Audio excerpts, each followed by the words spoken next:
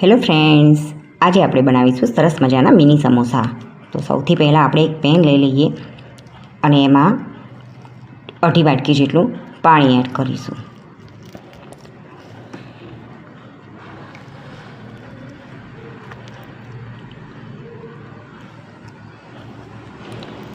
આ કંઈક અલગ સમોસા છે અને કંઈક અલગ રીતે બનાવેલા છે. છેક સુધી વિડીયો જોજો તો તમને ખબર પડી જશે. આપણે પાણી ગરમ થઈ જાય એટલે આપણે મીઠું એડ કરીશું અને પછી કાશ્મીરી લાલ મરચું જે આવે છે એ પણ એડ કરીશું અને તેને મિક્સ કરી લઈએ.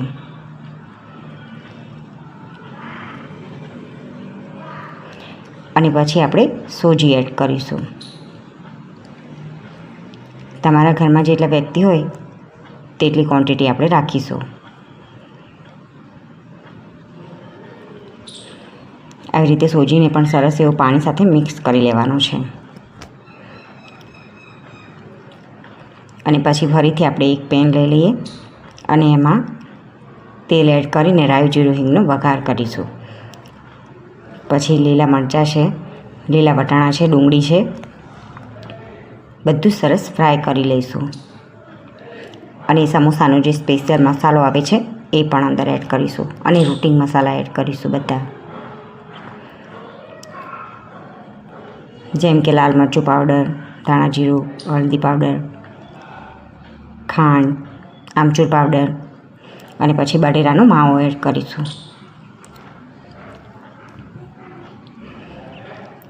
માવાને પણ સરસ એવું મિક્સ કરી લઈએ મસાલા સાથે અને પછી પાછળથી કોથમીર એડ કરીએ. કોથમીરને પણ સરસ એવું મિક્સ કરી લઈએ અને આપણો મસાલો રેડી છે. અને સાથે જો આપણે પહેલાં સરસ બનાવ્યો હતો સોજીનો માવો, એ આપણે એને તેલ લગાવીને સરસ કમ્પ્લીટ કરી લઈએ. અને પછી આવી રીતે હાથેથી જ એને પૂરી જેવો શેપ આપી અને પછી અંદર બટેટાનો જે બોલ્સ બનાવ્યો છે તે અંદર એડ કરી અને બધા જ બોલ્સ આવી રીતે રેડી કરી લઈએ. તમે જોઈ શકો છો કે હાથની મદદથી જ બધું કરવાનું છે. પાટલો કે વેલણની જરૂર નહીં પડે. અને આને તળવાના નથી, આપણે અપ્પે પેનમાં એને ફ્રાય કરવાના છે એટલે તેલની પણ બહુ જરૂર નહીં પડે. અને એકદમ સિમ્પલ રીતે ક્રિસ્પી અને કડક અને એકદમ ક્રન્ચી તૈયાર થશે, જે ખાવામાં ખૂબ જ બેસ્ટ છે. તો આપણા સરસ એવા મિની સમોસા રેડી છે ફ્રેન્ડ્સ. Thank you. આજે આપણે બનાવવાના છે સરસ મજાના સ્કૂલના બાળકો માટેના પૌવા. તો તમે જોઈ શકો છો કે બધી સામગ્રી લઈ લીધેલી છે.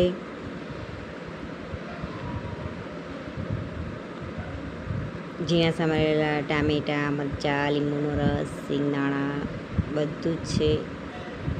પૌવા પણ ધોઈને સાફ કરીને લઈ લીધેલા છે. સરસ મજાનું તેલ ગરમ થઈ જાય એટલે એમાં રાઈ એડ કરીશું, હિંગ એડ કરીશું, લવિંગ એડ કરીશું, સિંગદાણા એડ કરીશું, મરચાં એડ કરીશું, લીમડાના પત્તા એડ કરીશું, વરિયાળી એડ કરીશું, હળદર એડ કરીશું અંદર, મીઠું સ્વાદ મુજબ, ટામેટાં પણ એડ કરી દઈશું, ગરમ મસાલો, ઝીણા સમારેલા ટામેટાં, લીંબુનો રસ, ગરમ મસાલો છે થોડો સ્વાદ મુજબ નાખ્યો, પછી ખાંડ નાખીશું, દળેલી ખાંડ છે, પૌવા એડ કરી લઈશું,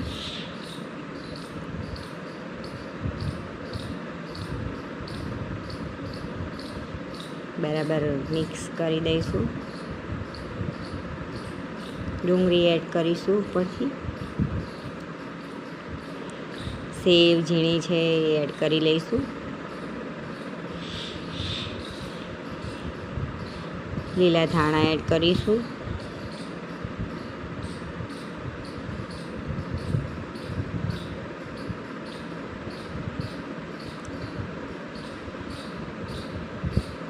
તમે જોઈ શકો છો કે સરસ મજાના પૌવા આપણા સ્કૂલના 6 બાળકો માટે તૈયાર છે.